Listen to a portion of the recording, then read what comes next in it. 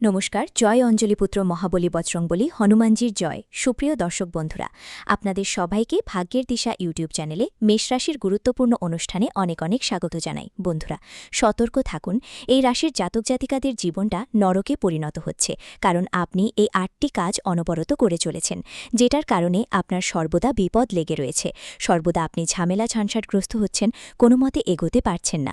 আপনি হয়তো এগোতে চাইছেন কিন্তু এগোতে পারছেন না, কারণ এমন ৮টি কাজ করে চলেছেন যেটা আপনার জীবনটাকে স্বর্গ থেকে নরকে পরিণত করছে, যেটা আপনার প্রতিটি পথ পদক্ষেপে বাধা তৈরি হয়ে দাঁড়াচ্ছে, যেটা আপনার জীবনের অগ্রগতির লক্ষ্যে আপনাকে প্রচুর পরিমাণে কিন্তু বিচলিত করে চলেছে। তো কোন ৮টি কাজ আপনি করে চলেছেন, যেটা আপনার অজান্তে করে চলেছেন, সেই কাজগুলোকে এবার আপনাকে বন্ধ করতে হবে, যেটার মাধ্যমে আপনি এগিয়ে যাবেন, যেটার মাধ্যমে ভবিষ্যতের লক্ষ্যে আপনি পৌঁছাবেন। জীবনটা আবার আপনার স্বর্গে পরিণত হবে। জীবনের লক্ষ্যগুলোকে আপনি নতুনভাবে তৈরি করতে পারবেন, কারণ আপনারা বুঝতে পারছেন না যে আপনারা অলপান পিছিয়ে রয়েছেন কেন, কোন কাজগুলো করে বেড়াচ্ছেন। এমন ৮টি কাজের কথা বলবো যে কাজগুলো আপনারা করে বেড়াচ্ছেন, আর জীবনে এটার মাধ্যমেই আপনারা ক্ষতিগ্রস্ত হয়ে চলেছেন। আপনারা বিভিন্ন দিক থেকে বিভিন্ন টাকা পয়সার প্রেশার নিয়ে বয়ে বেড়াচ্ছেন। কেউ কেউ আবার রয়েছে কেরিয়ারে ঠিকঠাকভাবে প্রতিষ্ঠিত হতে পারছেন না। সেটা আপনার ভুল। আপনার দ্বারাই কিন্তু আপনি নিজের জীবনে নিজে ক্ষতি ডেকে আনছেন। সেই ভুলগুলোকে যত তাড়াতাড়ি সম্ভব আপনারা শুধরাতে পারবেন, তত সঠিক ফল পাবেন, সঠিক রাস্তাগুলো তৈরি করতে পারবেন। আপনারা জীবনের দিকটাকে পজিটিভলিভাবে বয়ে বেড়াতে পারবেন।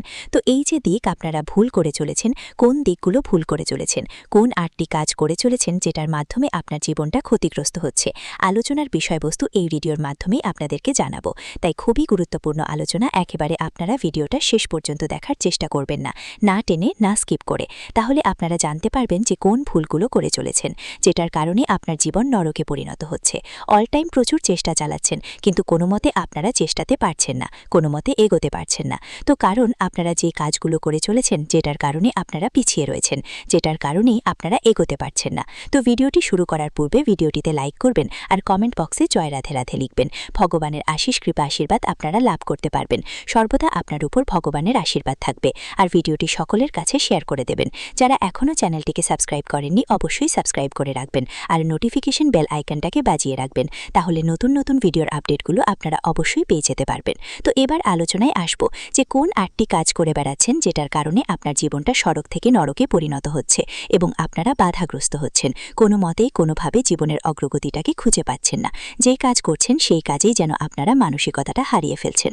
প্রচুর টাকা পয়সার প্রেশার নিয়ে রয়েছেন, ক্যারিয়ারের ক্ষেত্রে জীবনে আপনারা অগ্রগতি করতে পারছেন না। তো এবার এই ৮টি কাজ বন্ধ করুন, তাহলে নিশ্চিত পরিবর্তনশীল ফল পাবেন, নিশ্চিত এগিয়ে যাওয়ার সঠিক রাস্তা পাবেন। ভগবানের কৃপা আশীর্বাদও সর্বদা আপনার উপর সঠিকভাবে কাজ করবে, আর ন্যায়ের দেবতা শনি গ্রহের প্রভাব আপনি সর্বদা লাভ করতে পারবেন। যদি এর ৮টি কাজকে পরিবর্তন করতে পারেন, বন্ধ করতে পারেন, তাহলে আপনারা শনিদেবের কৃপা আশীর্বাদে বিরাজমান হবেন এবং আপনাদের ভাগ্যে বড়সড় ফলপ্রাপ্তি ঘটবে। ভাগ্যের সঙ্গ আপনারা প্রতিটি পদক্ষেপে পেতে পারবেন। তাই ভিডিওটা যারা স্কিপ করে বেরিয়ে যাবে তারা কিন্তু মিস করে যাবেন, এবং আপনারা জীবনে কোনো মতে কোনোদিনই আপনারা কিন্তু এগোতে পারবেন না। অল টাইম পিছিয়ে রয়েছেন, পিছিয়ে থাকবেন। তাই আপনারা ভিডিওটি শেষ পর্যন্ত দেখবেন। যারা কেবল শেষ পর্যন্ত ভিডিওটা দেখবে তারাই কেবল জীবনে পরিবর্তন হতে পারবে, তারাই কেবল উন্নতির রাস্তা এবার থেকে বুঝতে পারবে। এই ভিডিওটির মাধ্যমে সমস্ত কিছু আপনারা বুঝতে পারবেন। তো আপনারা কিছু ক্ষেত্রে কি করছেন, যে কোন কাজ করছেন, কোনো জায়গায় আপনারা অতিরিক্ত ক্রোধানল, অর্থাৎ এই যে ক্রোধ, অতিরিক্ত ক্রোধটা হঠাৎ করে চলে আসছে, যার কারণে আপনারা বাধাগ্রস্ত হচ্ছেন। প্রথম নম্বর যে বিষয়টা আপনাকে গুরুত্ব দিতে হবে, যে কোনো কাজে মনটাকে স্থির রাখুন। যত মানসিক স্থিরতা আপনারা বজায় রাখবেন, তত কিন্তু পজিটিভলি কাজ করতে পারবেন। হয়তো আপনি কোনো ব্যবসা করছেন, হঠাৎ করে আপনার ব্যবসা ক্ষেত্রে কিছুটা লোকসান হচ্ছে, যেটার কারণে আপনি রেগে যাচ্ছেন, ক্রোধটাকে বাড়িয়ে ফেলছেন, যেটার কারণে আপনি হুটপাট করে সিদ্ধান্ত নিয়ে ফেলছেন। এই যে দিকটা আপনাকে কিন্তু বন্ধ করতে হবে। কিংবা কোনো কেরিয়ারের ক্ষেত্রে আপনি হয়তো কোনো কাজটাকে সঠিকভাবে করছেন, হয়তো কাজটা হচ্ছে না, কিংবা কাজের জায়গায় কোনো বাধা বিপদ দিচ্ছে, যার কারণে আপনি অতিরিক্ত হটকারিতার মধ্যে চলে যাচ্ছেন, অতিরিক্ত রাগের মধ্যে চলে যাচ্ছেন। তো এই যে বিষয়টা, আপনাকে যে কোনো কাজকর্মে মনোযোগ ঠিক রাখতে হবে, যে কোনো কাজে ধৈর্য ধরতে হবে। যত আপনি ধৈর্য ধরবেন, ধৈর্যের ফলটাকে সঠিকভাবে পাবেন। আর আপনি যদি অধৈর্যের বসে কাজ করেন, তাহলে আপনার রাগটা বাড়বে, আর এই রাগ আপনার জীবনে ক্ষতি করে চলেছে। অসম্পূর্ণ রয়ে গেছে। যতই চেষ্টা করুন না কেন আপনাকে আর্থিক স্বাচ্ছন্দ্য মিলছে না, দেনা থেকে বের হতে পারছে না। অনেক বছর হয়েছে দেনা দিন দিন বাড়ছে, এক ঋণ মেটানোর জন্য নতুন ঋণ নিতে হচ্ছে, আর দিন দিন ঋণ আরও বেড়ে যাচ্ছে। বন্ধুরা, পেট চালানোর জন্য যদি ঋণ নিতে হয় তাহলে বুঝতে হবে এই সব সমস্যার পিছনে আপনার বাড়ির কেউ তন্ত্রমন্ত্র করিয়ে রেখেছে। আমি আপনাদের বলি, সাধারণত কোনো অপরিচিত সত্ত্ব এমন কাজ করে না। অন্য কারো কি সম্পর্ক, সে তো আপনার বাড়ির লক্ষ্মীকে কেন বাঁধবে? বন্ধুরা, এমন ভুল কাজ করবেই সে যিনি সবচেয়ে কাছের মানুষ, আপনার সবচেয়ে কাছের আত্মীয়রা হতে পারে, কেউ প্রতিবেশীও হতে পারে। ঠিক তারা এমন কাজ করবে, ঠিক সেই আত্মীয়ই করবে যিনি বাইরে থেকে হাসছে, আপনার সামনে আপনার প্রশংসা করছে, আপনার দুঃখে আপনার সঙ্গে থাকার অভিনয় করছে, আপনার বাড়িতে এসে চা খায়, আপনার বাচ্চাদের মাথায় হাত দেয়, কিন্তু তার মনে জেল্লাতির ভাবনা থাকে, তার মনে বন্ধুদের প্রতি ঈর্ষার অনুভূতি থাকে। এই কারণেই সে এসব কাজ করছে। যখন কোনো আত্মীয়ের মধ্যে এমন অনুভূতি জাগে, তখন বন্ধুদের বাড়িতে সব ঠিক আছে আর আমাদের কাছে নয়, তখন সে নেতিবাচক শক্তির আশ্রয় নেয়। অর্থাৎ আপনার আশেপাশে কোনো খারাপ গরিব আত্মীয় আছে। ধরুন আপনার কেউ কোনো দরিদ্র আত্মীয় আছে আর তোমার বাড়িতে সবকিছু ভালোই চলছে, তোমার বাড়িতে সবকিছু দারুণ আছে, টাকা পয়সাও যথেষ্ট আছে, কিন্তু কোনো দরিদ্র আত্মীয় তোমার এখানে এলো, সে তোমার বাড়ির সুখ শান্তি দেখল, ভেতরে ভেতরে সে জ্বলে উঠল। আরে ওদের বাড়িতে তো সব আধুনিক সুবিধা আছে, আমার বাড়িতে তো এমন কিছু নেই। সে তোমার থেকে হিংসা করতে লাগলো। ধরো তোমার বাড়ির কেউ একটা চাকরি পেয়েছে, ভালোই টাকা উপার্জন করছে, ধীরে ধীরে তোমার বাড়িতেও সুখ শান্তি আসতে শুরু করলো, তোমার বাড়িতেও সবকিছু ভালো হতে লাগলো। কিন্তু তোমার কোনো আত্মীয় এলো, সে দেখলো আপনার বাড়িতে এখন আগের চেয়ে সবকিছু ভালো হয়ে যাচ্ছে, ধীরে ধীরে সবকিছু সঠিকভাবে সাজাতে শুরু করেছে, টাকা পয়সাও আসছে, সবকিছু ভালোভাবে বসে যাচ্ছে, আপনি নিজেও বাড়ি নিচ্ছেন, বাড়িতেও সবকিছু ঠিকঠাক আছে। তখন এসব জীবী তার চোখে খটকতে শুরু করবে। আর সে কি করবে? নানা রকম পদ্ধতি অবলম্বন করবে, যেমন তন্ত্রমন্ত্র, তন্ত্রকর্ম করে আপনার বাড়ির দেবতাদের জড়িয়ে দেবে, আপনার বাড়ির সুখ শান্তি ধরে রাখবে। সেই মানুষটি কি করবে? নানা অজুহাতে আপনার বাড়িতে এসে হাজির হবে, বন্ধুদের সঙ্গে মিলে অজুহাতে আসবে, আপনার বাড়ির পূজার ঘরে তন্ত্রমন্ত্র করবে। আপনার বাচ্চাদের ওপর তো আপনার বাড়ির প্রধান অর্থ উপার্জনকারী ব্যক্তির উপরও তান্ত্রিক কাজ করাতে পারে। বন্ধুরা, এমন ক্ষেত্রে খুব সাবধানে থাকতে হয়। হঠাৎ করে যদি আপনার বাড়িতে এমন সব ঘটনা ঘটে, হঠাৎ সব কাজ ট্যাক্সের কারণে গড়বড় হয়, হঠাৎ আপনার বাড়ির প্রধান অর্থ উপার্জনকারী অসুস্থ হয়ে পড়ে, টাকার হঠাৎ বন্ধ হয়ে যায়, তাহলে বুঝবেন কারো দ্বারা কোনো খারাপ কাজ হয়েছে। বন্ধুরা, সে নেতিবাচক শক্তির সাহায্য নিয়েছে, সে তন্ত্রমন্ত্র বা সাধারণ বাঁধন পদ্ধতিতে আপনার বাড়ির সমৃদ্ধি বন্ধ করে দিয়েছে। এখন বন্ধুরা চিন্তা করবেন কিভাবে চিনবেন। ভালো করে দেখুন, চিনতে কিভাবে পারো। লক্ষ্মী বন্ধনের সবচেয়ে বড় চিহ্ন হয় বন্ধু হঠাৎ করে সবকিছু থেমে যায় বা আবার পিছিয়ে যায়। মানে বন্ধু, যেই ব্যবসা বা চাকরি কাল পর্যন্ত ভালোভাবে চলছিল, হঠাৎ কথে হতে শুরু করে, চাকরিতে প্রমোশন আটকে যায়, কোনো কিছু পাওয়ার আশা থাকে আমাদের মনে, মনে হয় সেখান থেকে টাকা পাবো, সেখান থেকে প্রমোশন আসবে, আমাদের ভেতরে এমন একটা আশা থাকে।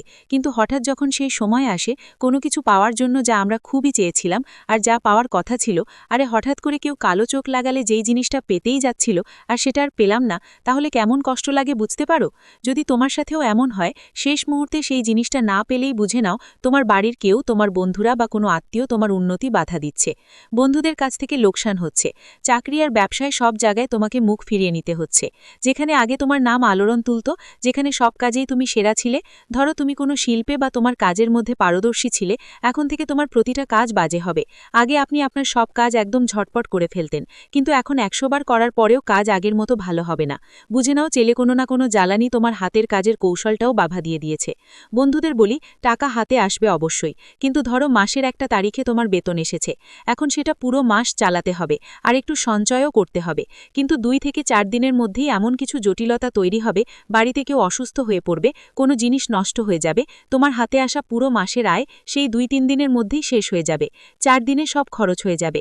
এখন তোমার সামনে পুরো মাসটা চালাতে হবে, টাকা থাকবে না, হাতে একটাও টাকা থাকবে না। তাহলে কি করবে? মানুষের কাছ থেকে ধার নেবে, সবাইয়ের কাছে হাত পাতবে, কেউ তার গহনা জমানো রাখবে, কেউ তার সঞ্চয় তুলে আনবে, এই সব তো হবেই।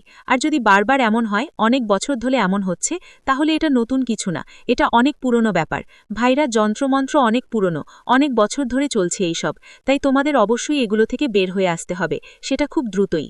কারণ নিজের কাছেই নবরাত্রি আসতেছে, উৎসবের দিন আসতেছে, আর উৎসবের সময় বন্ধুরা এই তন্ত্রমন্ত্র আর বন্ধনের কাজ আরও শক্তিশালী হয়।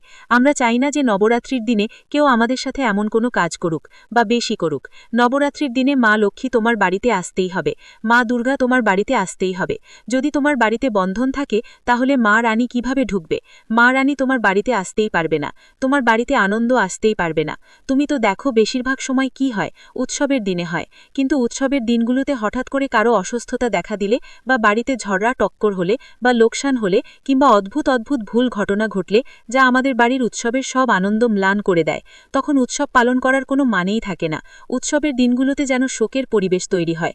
তখন বুঝে নিও কেউ কোনো বাঁধন ক্রিয়া করিয়েছে, যার ফলে আমাদের উৎসবের সুখ থেকেও বঞ্চিত হতে হয়। উৎসবের দিনগুলোতে সবাই মন খারাপ থাকে, কেউ কোনো কিছুতে মন দেয় না, চারপাশে সবকিছুই ম্লান ম্লান লাগে। বাড়িতে বাচ্চারা যখন ছোট থাকে তখন ওরা এমন কিছু শয়তানি কাণ্ড করে যেটা দেখলে মাথা ঘুরে যায়, জেদ করে, মনটা যা যা না পাওয়া পর্যন্ত ছাড়ে না। বাড়ির বাচ্চারা অসুস্থ হলে পুরো বাড়ির খিচুড়ি হয়ে যায়, উৎসবের মজা জমে না। যদি আপনার সেরকম কিছু না ঘটে তাহলে আজকের ভিডিওতে আমি যেসব উপায় বলবো সেগুলো আপনার জীবনে কাজে লাগান, কারণ আর বেশি দিন নয় বন্ধুরা, কাছাকাছি উৎসব আসছে, আর এই আত্মীয় পরিজনের ঈর্ষা থেকে বাঁচতে হবে। এখন কি করতে হবে আপনার? আমি সব পদ্ধতি বলেছি, কিন্তু কিছু কথা আর আছে, তাই একটু থামুন। দেখুন, যখন টাকা লাগে তখন টাকা থাকে পাশে। টাকা মানেই টাকা নয়, বাড়িতে কিছু মেশিন থাকবে, কিছু গাড়ি থাকবে, কিছু ইলেকট্রনিক জিনিস থাকবে, আর যদি সেই সব বারবার খারাপ হয়ে যায় মনে হয় বাড়ির ভিতর কোনো অদৃশ্য শক্তি আছে যা সেই বরকতকে খেয়ে যাচ্ছে, কোনো শয়তান এসে গেছে, বাড়ির সেই আনন্দকে, বাড়ির বরকতকে খাচ্ছে, এমন একটা বাড়ি হয়ে যাচ্ছে। তো বন্ধুদের সাবধান হতে হবে। পরিবারের মধ্যে অকারণে ঝগড়া বেড়ে যায়। দেখো, যখন টাকার অভাব হয় তখন মানুষের বাড়িতেও ঝগড়া হয়। একদিকে যেখানে বাড়ির প্রধান উপার্জন করতে পারছে না সেখানে বাড়ির সব জিনিসের অভাব পড়ছে। যখন ঝগড়া শুরু হয় তখন ঘরেই ঝগড়া ছড়িয়ে পড়ে। ঘরের নারীরা সাধারণত প্রয়োজনীয় জিনিসপত্র চায়, আর যখন সেই প্রয়োজনীয় জিনিস থাকে না তখন তারা রেগে যায়। বাড়ির মাথা যখন টাকা আনার জন্য বাইরে যায় আর টাকা আনা যায় না, তখন সে বাইরে আর ঘরের মধ্যে দুজন লড়াই করছে। আর তারপর কি হবে? রাগ বেড়ে যাবে, আর রাগ বাড়লে ঝগড়া হবেই। ঝগড়া হলে অনেক রকম বাজে ঘটনা ঘটতে পারে, যেমন কারো মারামারি, গালাগালি, ঘরের তালাক পর্যন্ত বার পড়ে।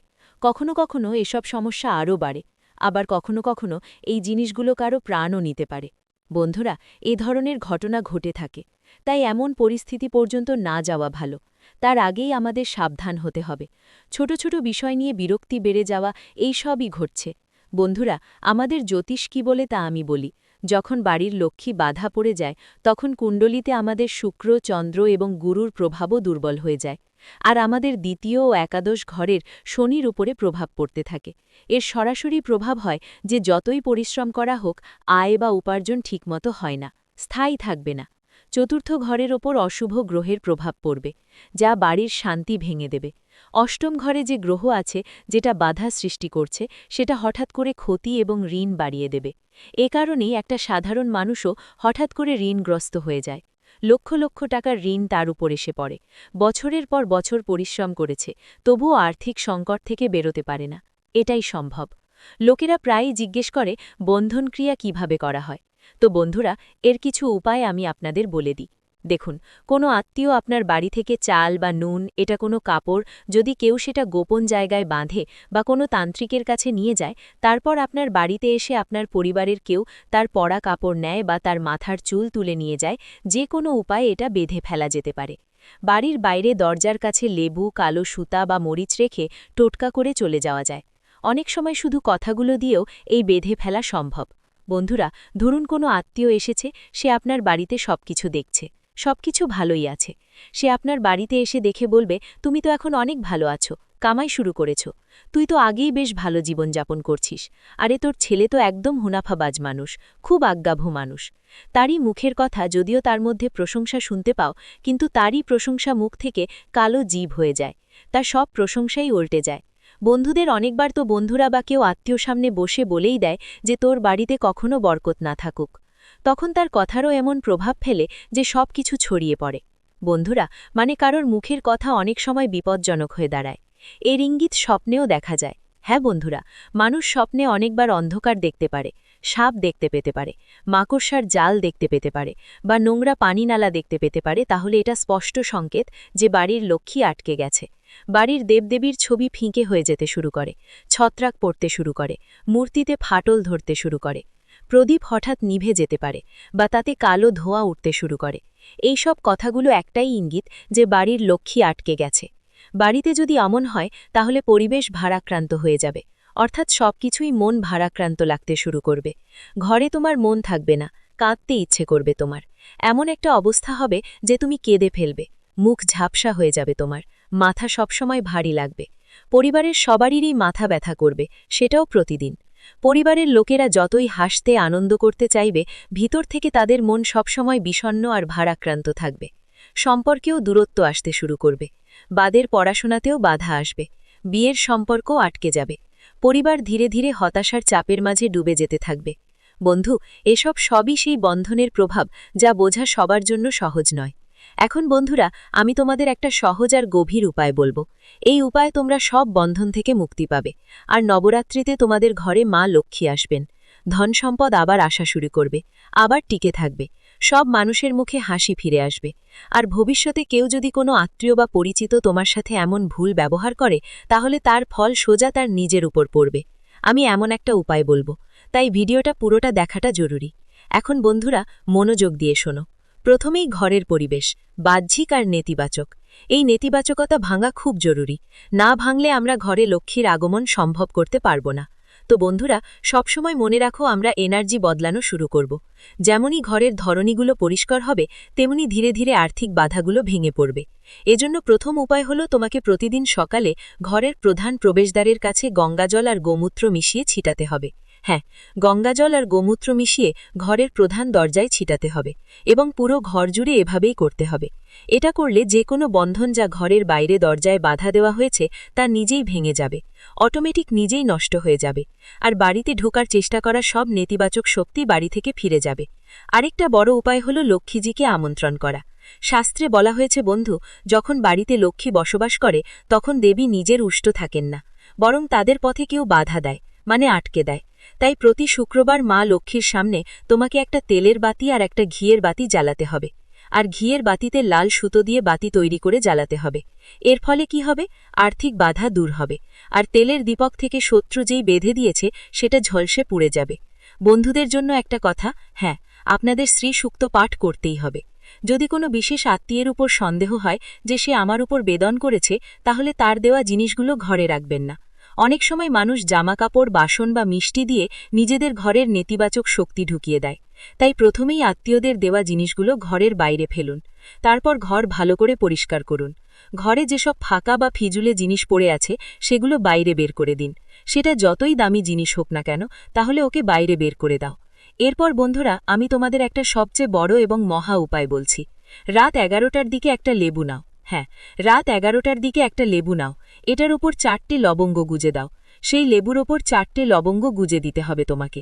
এটা মা লক্ষ্মীর সামনে রেখে প্রার্থনা করো, হে মা লক্ষ্মী, আমার বাড়ির ওপর লাগানো এই বাঁধন ভেঙে দাও, আশীর্বাদের পথ খুলে দাও।